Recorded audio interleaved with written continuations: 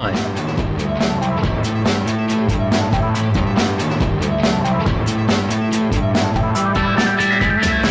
Nivenais yacht looked sleek and trim as it cruised along. At this time, there was no need for anything drastic, just to make sure that the best possible use was being made of the light winds.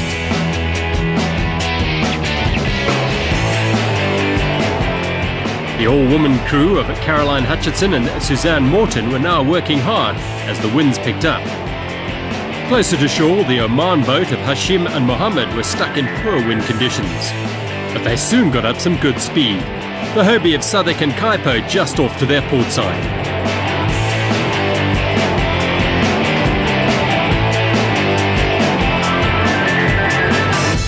The Oman Team 2 yacht was also doing well, positioned in the top few at this stage, although it was early in the race. For some people, the light air signalled the chance for some relaxation. Aaron Worrell and Sarah Pipes taking it easy.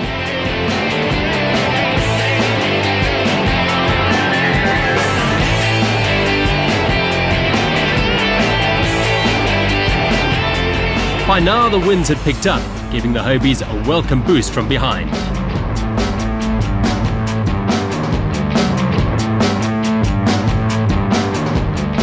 During the first part of the competition, the Bay Regatta, crews had to work hard every minute, giving them little time to enjoy the scenery. Now, with much more time on their hands and no pressure to cope with the strong winds, they could sit back and enjoy the wonderful surroundings of the bay close to Zanzibar Island itself.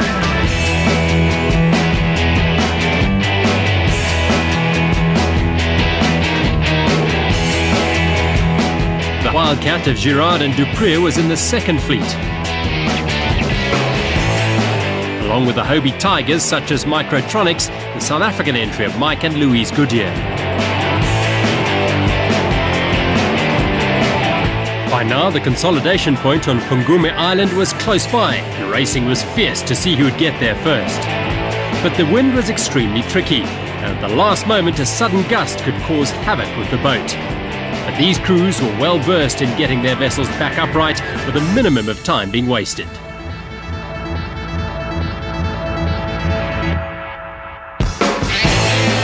At the end of each stage, crews had to beach their yachts, disembark and run to the checkpoint, a tent on the beach. This proved to be quite an exciting part of the race as crew members sprinted up the beach, eager to register their times. And it was a tired group of sailors that hauled their Hobies onto the sand under the scorching sun. Ahead of them was a rest period and a welcome lunch on the beach before they all set off for the second half of the day's racing. Coconut juice.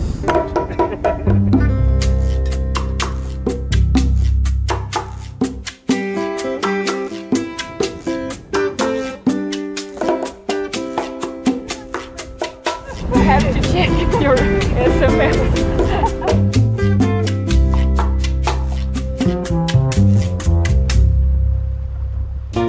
In the Hobie 16 class, the boat of Aaron Worrell and Sarah Pipes finished first, while in the Spinnaker fleet, Anthony Hughes and Richard Stanley had made the perfect start to the raid. The second stage of the race was a 17.7 nautical mile run from Pungume past the Mbweni Ruins checkpoint to Umtoni Marine.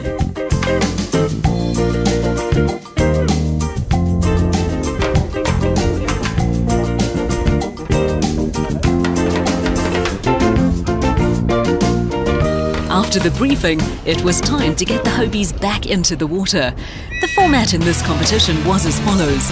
For the next stage, one crew member would hold the boat while the other raced along the beach. It made for an interesting spectacle. Soon the Hobie 16s were off and sailing. The winds were still on the light side, but experienced sailors such as Paul Cunnett and David Grills from the United Kingdom were into racing mode in no time. While the all-girl crew of Hutchison and Morton got their Hobie 16 away, the crews in the Spinnaker fleet were launching off the beach. Another interesting beach sprint was in the offing.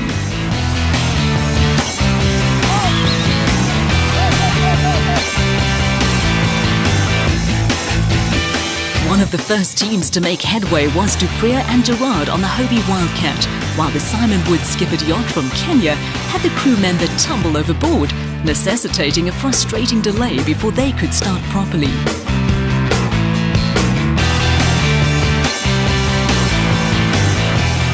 crew member even lost his boat and had to wait a while to be picked up. Paresh Patel and Matt Olafir will remember that particular mix-up for a while.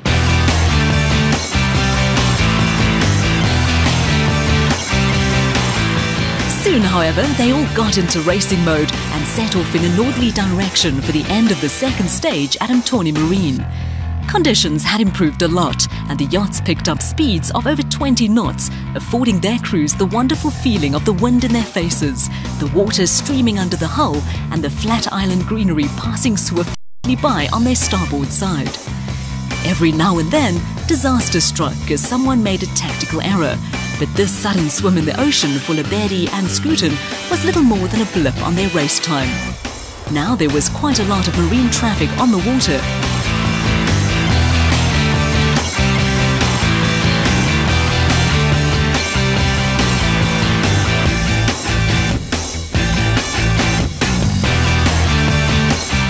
Now the competitors were passing close to the port of Zanzibar, the main city on the island.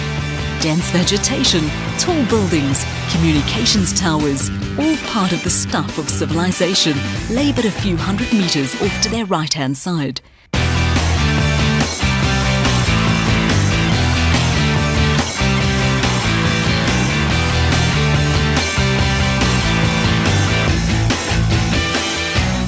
John and Andrea Ryle on their Hobie 16 created a riot of colour as they passed the crew wide on their trapeze, keeping the boat level and fast.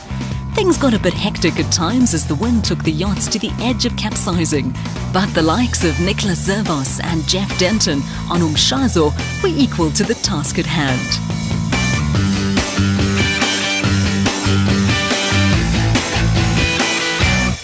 Robert and Nikki Nivenhuis were about 20 minutes in total off the pace set by the race leader. With the wind pumping now, Matthew Gray and John Goldsmith kept things going on their respective yachts, the finish almost in sight. After the finish, the sailors enjoyed a welcome freshwater shower and soon got their sticky, salty sailing gear off. We caught up with David and Janine Crate, who had capsized on the first leg. When we got there, we realized there's a lot of coral. And David was very conservative because we paid a lot of money for the deposit of the boat. So he was more worried about the boat than actually trying to get to the beach. And then he tried to avoid, there was a bit of coral, and he just turned the boat, and I wasn't quick enough with the spinnaker, and that's where we went. You capsized. I think what was great was we got there pretty much ahead of the pack. And it was unknown. When you arrive at an island like that, you're not sure what's under the water. And the Tiger's got these long dagger boards and wasn't sure whether to pull them up and try and beat Blaine or go around the other side. So my fault, I made the wrong decision and that happened. But anyway, it was a great race and we know we can go quickly. That's what it's all about. On leg 2, the Hobie 16 of Worrell and Pipes won quite easily, while the Hobie Tiger of Blaine and Peter Blaine Dodds was far too good for the rest of the fleet. The name Stone Town comes from the coralline rock of Zanzibar, which was used to build many of the houses in the region. Today, Stone Town is a bustling area where fishing, trading and commerce work side by side to create a fascinating environment for any visitor. Stone Town is the old city and cultural heart of Zanzibar, and little has changed there in the past 200 years. It is a place of winding alleys, bustling bazaars, mosques and grand Arab houses, which often boast brass-studded carved wooden doors set in a fascinating labyrinth of narrow streets and alleyways. Zanzibar is an amazing melting pot of cultures, where the Arab influence is clearly visible amongst the more traditional African dress and language. For the visiting participants in TANZACAT, this was a great opportunity to experience a totally unusual environment. The next leg was more of a sightseeing expedition. Today, day 2 doesn't count for points, but what we're doing is sailing around the islands off the Stone Town of Zanzibar. We're stopping at Nyangi Reef, or the sandbank on the northern part of Nyangi Reef, for lunch, and then sailing back, which we hope will be a reach back to the Mtoni Marine, where we're staying the night again.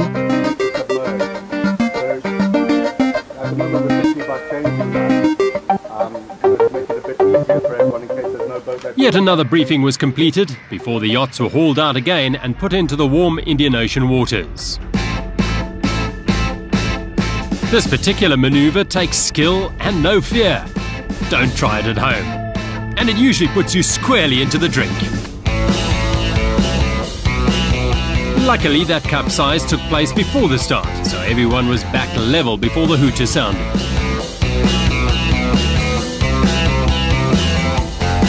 A neat line of yachts passed the line just after the hooter sounded. To go past before time would mean that the yacht would have to perform a full 360-degree turn before starting again, wasting precious time.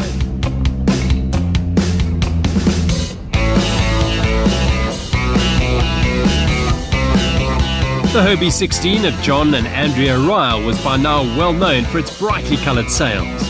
This pairing was safely in the top 10 rankings after the first 2 legs of the raid. But as this was a family fun day, there were no points to be chased. The immediate destination of the fleet now was the consolidation point on Mwamba Nyange, another beautiful isolated sandbank. Graham Southwick's Hobie 16 was lying centre fleet, close to Umshazo, the yacht skippered by Nicholas Zvezos and crewed by Jeff Denton. Once again, the wind had dropped and the crews were busy squeezing as much speed as they could by wise sail trimming and course decisions.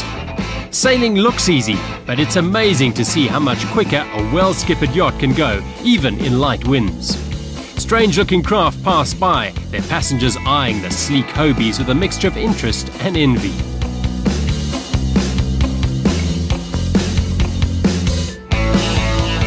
Microtronics, skippered by Mike Goodyear, was well placed now, hoping for a top 3 placing in the Hobie Tiger fleet at the end of the regatta.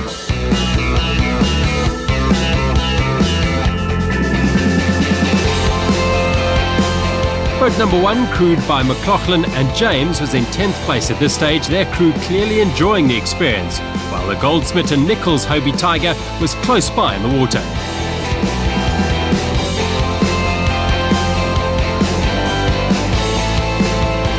More wild riding from Mike and Louise Goodyear, but this time the man on the trapeze brought them safely back to earth. As the fleet cleared the leeward side of the island, the wind picked up markedly and speeds increased exponentially. Sailing like this is a wonderful sensation, the water flashing by underneath as the yachts heel up and the crew lean out over the ocean to maintain balance. It's easy to see why catamaran racing is such an addictive sport. Finally, the crews arrived at consolidation point on the sandbank. The runners wearily doing their best to get to the checkpoint as soon as they could.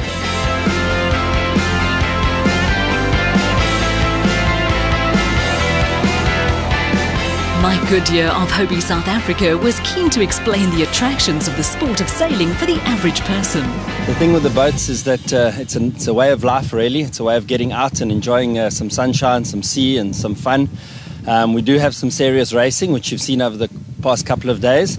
And today is just a really super day for the family to get out onto this wonderful piece of paradise, I'd like to call it. And we were just showing you kind of some of the things you can do with the sailing boat. And this is what Hobie way of life is all about. So just having a bit of fun, getting out. We have a huge Hobie community, and you really become part of the clan when you buy a Hobie, which is what we promote. It's a way of life. So you kind of join the clan, and we drag you all over the world and sail in great places. And we encourage you to bring the family, bring the kids, and it's just a way of life. And what a way of life, with all that freshly caught crayfish cooked right there on the beach. And what about a human alphabet spelling TANZACAT? These folks are creative as well. After a superb lunch and a good break, it was time to start racing again, and soon the yachts were back in the water. Their destination, the point from which they had started the leg, Umtoni Marine. Occasional collisions are part and parcel of yacht racing, but even so, not pleasant. In this instance, one of the parties was an unmanned Hobie